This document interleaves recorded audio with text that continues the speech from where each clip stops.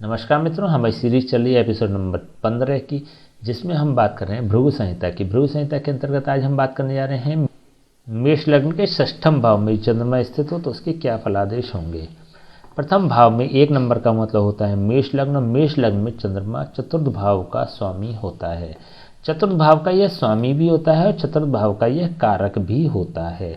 जब यह अपने भाव से चतुर्थ भाव से तृतीय भाव में और कुंडली के छठे भाव में स्थित हो जाता है तो यह एक नेगेटिव फल प्रदान करने वाला बन जाता है। देखिए, चतुर्थ भाव हो जाता है वो सुख का भाव होता है, समृद्धि का भाव होता है, वाहन का, भौतिक सुखों की प्राप्ति का।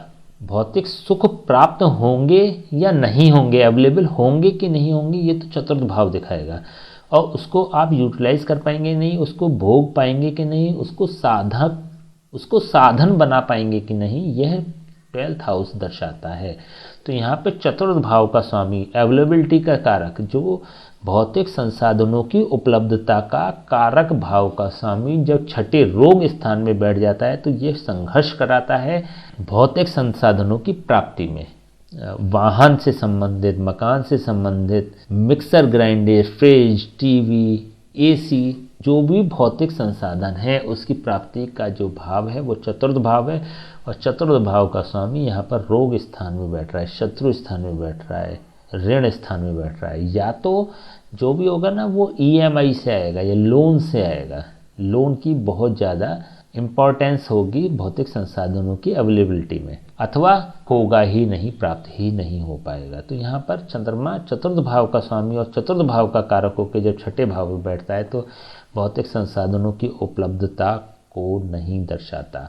यहाँ पर एक और नेगेटिविटी है कि चंद्रमा बुध की राशि में है। हालांकि चंद्रमा बुध को तो मित्र भाव से देखता है, लेकिन बुध चंद्रमा को शत्रु भाव से देखता है। इट मीन्स कि बुध यह मानता है कि एक शत्रु उसके भाव में आके बैठ गया है तो वह उसको पीड़ित करने वाला होगा। यहाँ पर क्योंकि चंद्रमा धन का भी कारक है, मनोबल का भी कारक होता है, सुख का कारक होता है, यात्राओं का कारक होता है, कल्पनाशीलता का कारक होता है, इमोशनलिटी का कारक होता है, माता का कारक होता है। तो सभी परिप्रेक्ष्य में अगर देखें तो व्यक्ति को परेशानी उत्पन्न करने वाला बन जाता है। तो माता के सुख से भी वंचित करता है, माता को भी ये बीमार कर सकता है।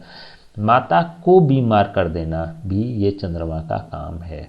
तो यहाँ पर चंद्रमा स्वयं भी शुभ नहीं हो रहा है और चतुर्थ भाव को भी शुभ नहीं होने दे रहा है। यहाँ पे पूरी तरह से चंद्रमा डैमेज हो रहा है। तो यहाँ पे चंद्रमा न तो अपने अच्छे शुभ फल देगा, न चतुर्थ भाव के शुभ फलों को प्राप्त ही होने देगा। चंद्रमा से यहाँ से सीधी दृष्टि 12th हाउस पर है। 12th हाउस का मतलब व्यय स्थान, हानि का स्थान, खर्चे का स्थान। चंद्रमा जब खर्चे के भाव को देख रहा है, क्योंकि चंद्रमा एक लिक्विड मनी का कारक होता है, लिक्विडिटी का कारक होता है, धन से संबंधित, तो उसका जब स्वामी 12th हाउस को, व्यय स्थान को देख रहा है तो व्यक्ति का खर्चा बहुत ज़्यादा ओवर एक्सपेंसेस कराने वाला हो जाता है।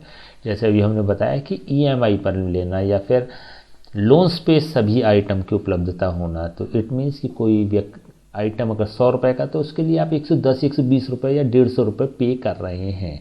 तो यह दिखाता है चंद्रमा। ओवर एक्सपेंसेस की स्थिति जो दिखाता है वो चंद्रमा दिखा रहा है। तो यहाँ से भौतिक संसाधनों की उपलब्धता नहीं हो रही है, लेकिन भौतिक संसाधनों का भोग हो रहा है।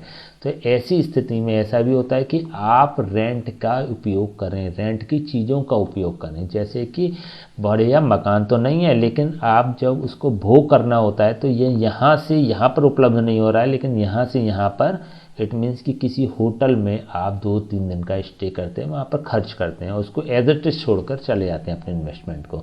तो यहाँ पर भोग कराने का प्रयास कर रहा है लेकिन उपलब्धता नहीं करा रहा है।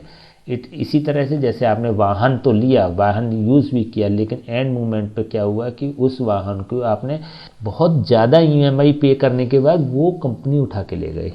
तो ना वाहन अपना रहा, ना सुख अपना रहा, और पैसा आपने पूरा पे कर दिया। तो बहुत सारी, या फिर मकान के मामले में भी ऐसा हो सकता है। तो ओवरऑल जो सलाह है वो ये है कि लोन से बचना चाहिए, ऋण से बचना चाहिए, भौतिक संसाधनों में ऋण का उपयोग नहीं करना चाहिए। तो ये एक बहुत विशेष रूप से एक नेगेटिविटी होती है इन लोगों के जीवन में।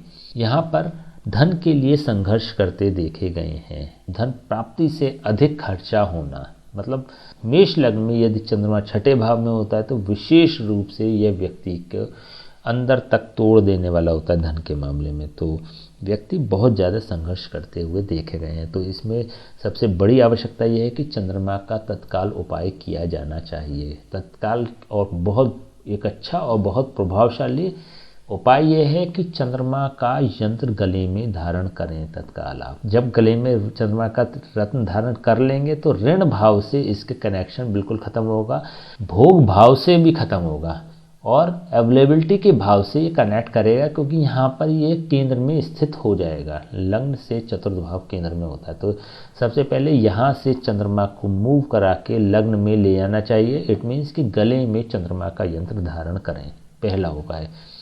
यदि मान लीजिए यहाँ पर कोई इसका नेगेटिव ग्रह है, जैसे मान लीजिए राहु है या केतु है, क्योंकि चंद्रमा तो किसी को शत्रु भाव से देखता ही नहीं है, लेकिन यहाँ पर राहु या केतु है या शनि है, इसके बिल्कुल जस्ट अपोजिट नेचर वाले ग्रह हैं, तो फिर आपको इसको थर्ड हाउस में मूव करा देना चाहिए। थर्ड हाउस में मूव कराने के लिए महिलाएं अपने उल्टे हाथ की कलाई में और पुरुष अपने सीधे हाथ की कलाई में चांदी का कड़ा 50 ग्राम से ऊपर का धारण करें, जिससे कि यह तृतीय भाव में मूव कर जाएगा और छठे भाव से इसके साथ प्रभाव पूर्ण रूप से समाप्त होंगे। ठीक है, तो इन दोनों में से कोई सा भी उपाय कर सकते हैं। अगर यहाँ पे भी इसके कोई नेगेटिव नेचर वाले ग्रह होते हैं तो फिर ऐसी स्थिति में आप इसको 11th हाउस में ले जाएं, तीसरे नंबर पे।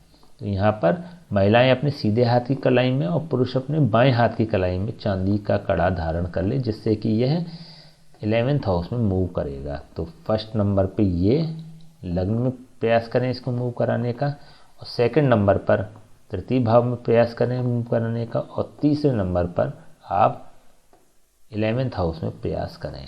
तो इनमें से कोई सा भी उपाय कर सकते हैं, जिससे आपका जीवन सरल होगा, बेहतर होगा और आपकी जेब में पैसा रुकेगा। उसका मेहनत के अकॉर्डिंगली आप उपभोग कर पाएंगे, उपयोग कर पाएंगे, अपने परिवार पर खर्च कर पाएंगे।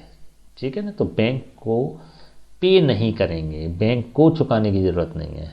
ठीक है, तो विशेष रूप से ध्यान रखिए इस उपाय की।